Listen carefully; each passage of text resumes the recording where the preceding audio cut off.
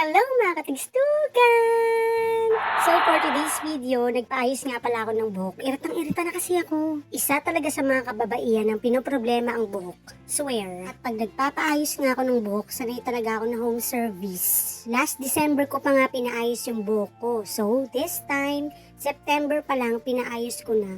Si Ate Rina ulit, siya ulit yung mag-aayos ng hair ko.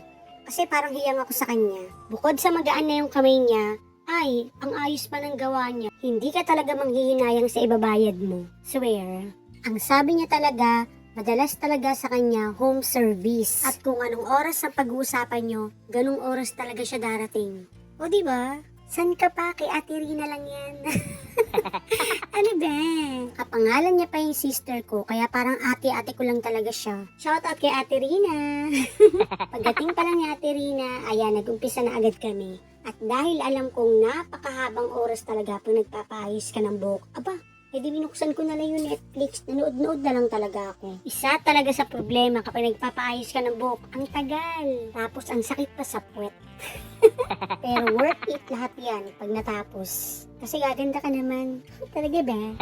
Kaya bago talaga kami nag-umpisa, kumain na ako niyan. Talagang kain to the max level dahil alam ko magugutuman talaga ako niyan. Pero tayo talagang mga babae, buhok talaga ang number one na kinai-insecure natin kapag hindi maganda. Sabi nga nila, kailangan maganda yung buhok mo bago yung muka. Pero depende pa rin sa tao yun, no? Narinig ko lang naman yun. Hindi naman ako yung may sabi. Ano ba? Nakailang movie na nga ako niyan, hindi pa rin kami tapos. Naisip ko talaga kung sa salon pa ako pumunta, ay naku, talagang mababoring nga ako yan ng gusto. Pero pag sa bahay ka nagpa-home service, ay mas okay talaga. Kasi magagawa mo pa rin gusto mo. Makakapanood ka pa ng TV na yung gusto mo yung palabas, diba? Naranasan ko na rin kasing magpaayos ng buhok noon. After ko magpaayos, ay biglang umulan, wala akong dalang payong. Ayun, siradi naman, hindi rin naayos yung buhok ko. Once na nagpariband ka kasi, kailangan hindi mababasa yung buhok mo. 3 araw pa yun, mga day. Talagang totoo sa mga kababaihan, ang tiis ganda. Kada magbabanlaw pa ako ng buhok niyan, ay talagang tutuwad talaga ako para lang mabanlawan. Lap trip sa tabi pa ng alaga kong aso, si Oreo. Oo. Pero okay lang para sa ikagaganda ng buhok ko. Kahit ano susungin.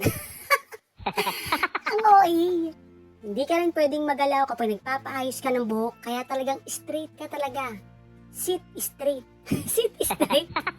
Straight body ba? Pero nakaupo ka nga lang. Pero kahit sabihin mong nakaupo ka lang, ay, ang sakit talaga sa puwit. At kalaban mo rin talaga yung antok. Aantukin ka talaga to the max level. Nung araw pa naman na yan, grabe puyat pa ako niyan. Ang aga-aga ko kasi nagising. Swear. Pero dahil gustong-gusto ko na talagang magpariband, ayan, sige na, go lang, kahit puyat. Go, go, go! Pag babae ka talaga, ang daming kaartihan sa buhay, lalo na sa katawan. Totoo yun. Tinanong ko pa nga niyan si Ate Rina kung nagmamaniped siya, kaya lang hindi na daw. Kaya ayun, hindi ako nakapag-maniped. Maniped stands for manicure and pedicure. Para alam nyo lang, pero alam kong alam nyo na yun. Sure lang.